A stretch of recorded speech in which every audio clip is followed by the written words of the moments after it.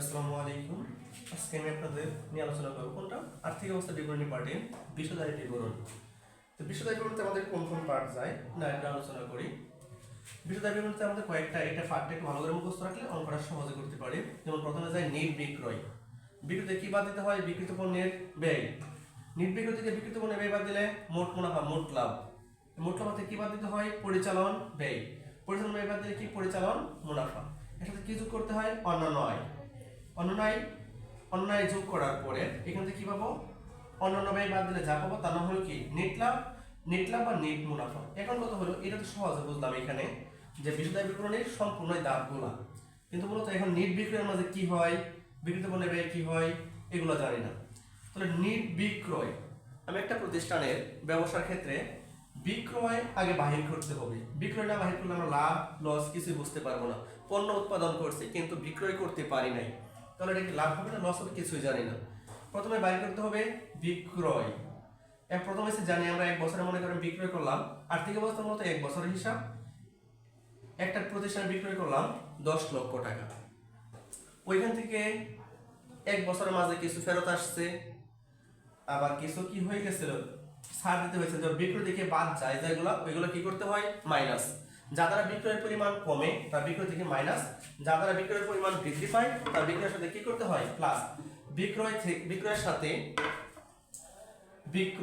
সাথে কি কি যোগ করতে হয়? যেমন দাঁড়ে বিক্রয় করছি, 1 বছর বিক্রয় করছি 5 লাখ, দাঁড়ে বিক্রয় 20,000, তাহলে কি করতে হবে? প্লাস। বিক্রয় বৃদ্ধি পাইছে, বিক্রয় করছে কিন্তু কি ফেরত আসছে, তো বিক্রয় থেকে কি করতে হবে? মাইনাস। তো বিক্রয় থেকে বিক্রয় ফেরত কি করতে হয়? মাইনাস। বিক্রয় করছি কিন্তু কি ছাড় দিছে একজনকে, বাট্টা, বিক্রয় থেকে বিক্রয় বাট্টা কি করতে হয়? মাইনাস। অর্থাৎ যা দ্বারা বিক্রয়ের পরিমাণ বাড়ে তা বিক্রয়ের সাথে প্লাস, আর যা দ্বারা বিক্রয়ের পরিমাণ কমে তাকে বিক্রয় থেকে মাইনাস। মাইনাস করে যা পরিমাণ নেট বিক্রয়। তারপর হচ্ছে কি? বিক্রিত পণ্যের নেট বিক্রয় থেকে বিক্রিত পণ্যের ব্যয়, অর্থাৎ যে পণ্যটা বিক্রয় করছি ওটা তৈরি করতে, বানাইতে, প্রস্তুত করতে যে ব্যয় হয়েছে নাম কি? বিক্রিত পণ্যের ব্যয়। বিক্রিত পণ্যের ব্যয় প্রথমে যায় আমার, এখন বিক্রিত পণ্যের ব্যয় কত হয়েছে এটা আমি জানবো কেমনে? আমার একটা প্রতিষ্ঠান আছে, কারখানা। এই কারখানায় 1 বছরে কোনো জায়গা থেকে অর্ডার আসছে 10,000 পিসের মালামালের, 10,000 পিস মালের অর্ডার আসছে। তা আমার কাছে আছে মাত্র 2,000 পিস। 2,000 পিসের মতো কাপড় আছে তৈরি করতে পারে, কারখানা কাপড়ের ব্যবসা, কাপড়ের 2,000 পিসের মতো মালামাল আছে। তো বছরের শুরুতে যে মালামালটা আসলে আমাকে প্রারম্ভিক মজুদ পণ্য। এখন আরো আমার আসছে 10,000, কিন্তু আসছে কত? 2,000। তো 2,000 হচ্ছে প্রারম্ভিক মজুদ পণ্য, আরো 8,000 আনতে হবে। তাহলে আনার জন্য আমি গেলাম রাশিয়া থেকে 8-9,000 পিস, 10,000 পিস নিয়ে আসলাম। রাশিয়া থেকে 10,000 পিস মালামাল নিয়ে আসলাম, এটা হলো ক্রয়। এখন রাশিয়া থেকে বাংলাদেশে মালামাল আনতে গেলে আমার কি লাগবে? জাহাজ ভাড়া, জলযান ভাড়া, নৌ ভাড়া, বিমান ভাড়া, যেভাবেই আনি। জাহাজে আনলাম, জাহাজ ভাড়া, নৌ ভাড়া আনলাম, জাহাজ ভাড়া দিয়া। এখন আনার সময়, এখন জাহাজ আনছি, মালামাল থেকে এখানে তো আর আসবে না জাহাজ, জাহাজ চট্টগ্রাম বন্দরে। চট্টগ্রাম বন্দরে আনার পরে, চট্টগ্রাম বন্দরে যে জাহাজ বেরানোর পরে নোংর করতে হয়। নোংরের জন্য খরচ আছে কি? ডক চার্জ দিলাম, ডক চার্জের পরে মালামাল কি ওইখানে থাকবে? জাহাজে থাকবে, নামাইতে হবে। নামানোর জন্য 5 জন কুলি কি মালামালটা নামাইছে কোথায়? উপরে, জাহাজ থেকে পারে তুলছে। এখন জাহাজের কুলিদের একটা খরচ দিতে হবে, নাম কি? কুলি খরচ। এখন কুলি খরচ দিলাম, কুলি খরচ দেওয়ার পরে এখন বন্দর কর্তৃপক্ষ আইসা বলতেছে যে আপনি যেখানে মালামালি করলেন তাহলে খরচ দেন। তো বন্দর কর্তৃপক্ষের জন্য কি? বন্দর চার্জ দিলাম বা বন্দর খরচ। তারপর কিছুক্ষণ পরে আসছে কাস্টমসের লোক, বাংলাদেশে বাহির থেকে পণ্য আনলে বাংলাদেশ সরকার কি দিতে হয়? একটা ট্যাক্স দিতে হয়। তো ট্যাক্স দিলে কি? আমদানি শুল্ক। তা আমদানি শুল্ক দিলাম। আমদানি শুল্ক দেওয়ার পরে মালামাল ওইখানে থাকতে পারবো না, নিয়ে আসতে হবে। আমার নিয়ে আসার জন্য কি লাগবে? একটা মালামাল নিয়ে আসার জন্য সাধারণত ট্রাক লাগে বা ভ্যান, কভার ভ্যান লাগে, এগুলো কি? সাধারণ পরিবহন। অর্থাৎ আমি ক্রয়কৃত পণ্যটা ওইখান থেকে আমার বাসা পর্যন্ত, গাজীপুর পর্যন্ত নিয়ে আসছি। তো নিয়ে আসতে যে খরচ নাম কি হলো? আন্তঃপরিবহন বা ক্রয় পরিবহন। আন্তঃপরিবহন বা কি? ক্রয় পরিবহন। এখন ক্রয় পরিবহন আনছি গাজীপুর, ওইখান থেকে আমার কারখানা পর্যন্ত আনতে হবে। গাড়ি তো আর কারখানায় আসবে না।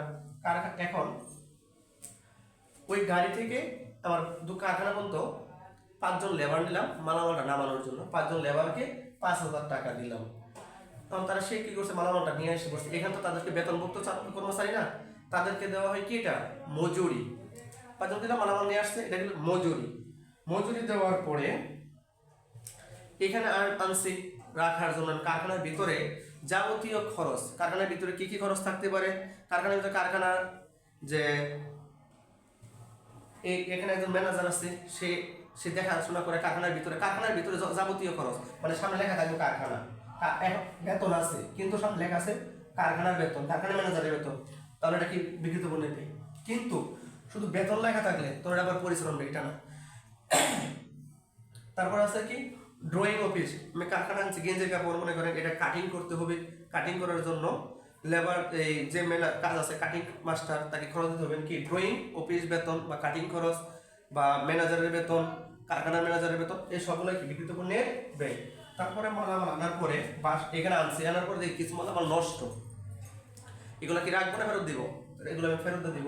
তাহলে ক্রয় করছিলাম যখন, ক্রয় রাশি থেকে ক্রয় ফেরত মাইনাস, ক্রয় বারটা মাইনাস, যা দ্বারা ক্রয় কমে যায়, ক্রয়ের পরিমাণ কমে যায় সবগুলো কি ক্রয় থেকে মাইনাস, যা দ্বারা ক্রয়ের পরিমাণ বাড়ে। আবার মনে করেন কোনো জাতি কিনা আবার দাঁড়ে ক্রয়ের সাথে কি করতে হবে প্লাস, যা দ্বারা ক্রয়ের পরিমাণ বাড়ে ক্রয়ের সাথে প্লাস, যা দ্বারা ক্রয়ের পরিমাণ হ্রাস পায় ক্রয় থেকে মাইনাস। তারপর সবগুলো যোগ করার পরে এখান থেকে বাদ দিব কি, আমি সবগুলো মালামাল তো ব্যবহার করতে পারি না, কিছু মালামাল রয়ে গেছে আমার দোকানে, কারখানায় রয়ে গেছে, কিছু মালামাল রয়েছে আমার কারখানায়। বছর শেষে যে মালামাল রয়েছে সমাপনী মজুত পণ্য বাদ দেওয়ার পরে, যাবতীয় ব্যয় থেকে সমাপনী মজুত পণ্য বাদ দেওয়ার পরে যা পাবোটা আমার হচ্ছে বিকৃত পণ্যের ব্যয়। তো নির্বিকৃত থেকে বিকৃত পণ্যের ব্যয় বাদ দিলে যা পাবো তার নাম মোট মুনাফা বা মোট লাভ। মোট লাভ থেকে বাদ দিতে হয় কি পরিচালন ব্যয়।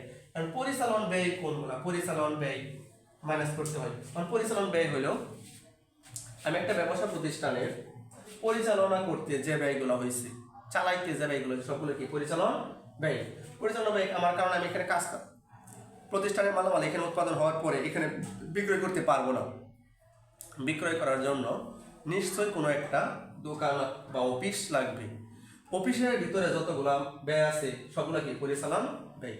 তাহলে পরিচালন ব্যয় হইতে পারে, প্রথমে আমি মনে করি এখানে কারখানা, কোনাবাড়িতে আমার কি আছে অফিস আছে বা একটা শোরুম আছে, ওই শোরুমের ভিতরে যাবতীয় ব্যয় সবগুলো কি পরিচালন ব্যয়। তাহলে শোরুম প্রথমে নিলাম কি একটা শোরুম নিলাম, শোরুমের জন্য কি দিতে হবে, ভাড়া দিতে হবে। তাহলে শোরুমের জন্য ভাড়া দিলাম, অফিস ভাড়া দেওয়ার পরে ওইটার মধ্যে কি লাগতে পারে বিদ্যুৎ, তাহলে বিদ্যুতের খরচ।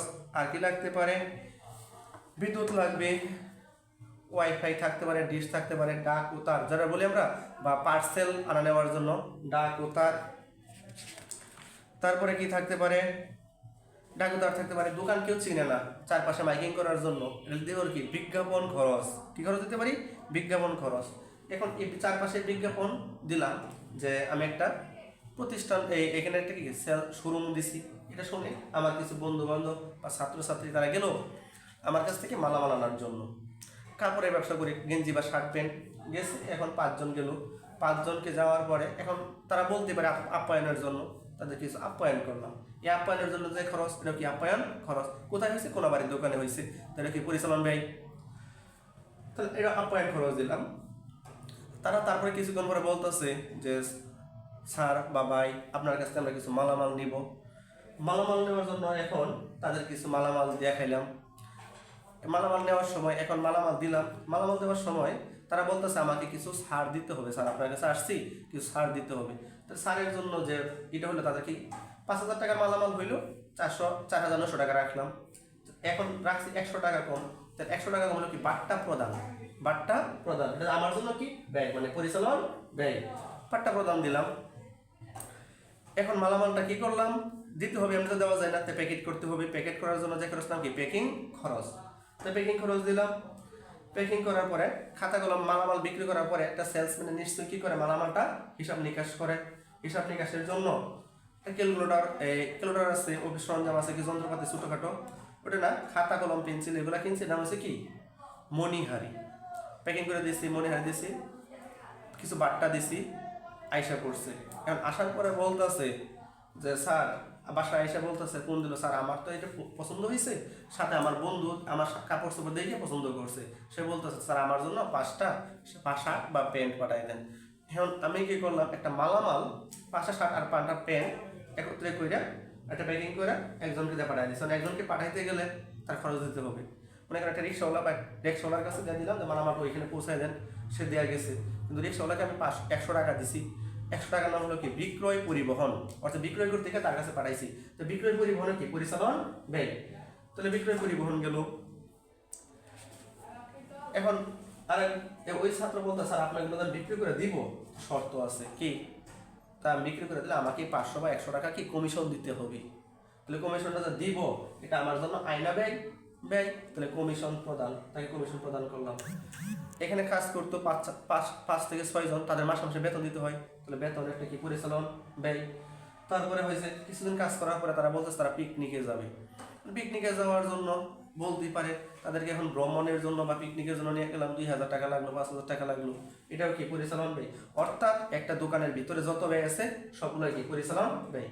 এখন বিভিন্ন গ্রাহকের কাছে মালামাল বিক্রি করছি, বিক্রি করার পরে বছর শেষে 5-10 জনের কাছে বাকি থাকতেই পারে, এর মাঝে 4 জনে 2000 টাকা মাইরা গেছে, না হলো কি কুরিন বা অনাদায়ী দেনা বা অনাদায়ী পাওনা, যে টাকাটা মাইরা গেছে সবটা কি কুরিন, সবটা কি পরিচালন ব্যয়। এবং আরো 2-4 বছর আগের কিছু টাকা মাইর গেছিল, ওটা পাইয়া গেছি, তাহলে কি অনেক কুরিন সঞ্চিতি, ওটা করে আমাদের ক্রেডিট পাশে। ক্রেডিট পাশেরটা কি করতে হয় মাইনাস, কিন্তু ডেবিট পাশেরগুলো এবং সময়েরগুলা প্লাস করতে হয়। তারপরে এখন যাই অগ্রিম আর বকেয়া না একটু। অগ্রিম হলে মাইনাস, বকেয়া হলে প্লাস, অগ্রিম হলে মাইনাস, বকেয়া হলে প্লাস, তাহলে মনে রাখবেন। তাহলে মোট লাভ থেকে মোট মুনাফা থেকে পরিচালন ব্যয় বাদ দিলে পরিচালন মুনাফা। এই যে এই পর্যন্ত পরিচালন, আমরা এই পর্যন্ত আজকে আলোচনা করলাম, আমাদের আস্তে আস্তে সবগুলো আলোচনা করব। কেমন হলো গল্প, গল্প আকারে মনে রাখবেন, লাইক এবং কমেন্ট করবেন। ধন্যবাদ, আসসালামু আলাইকুম।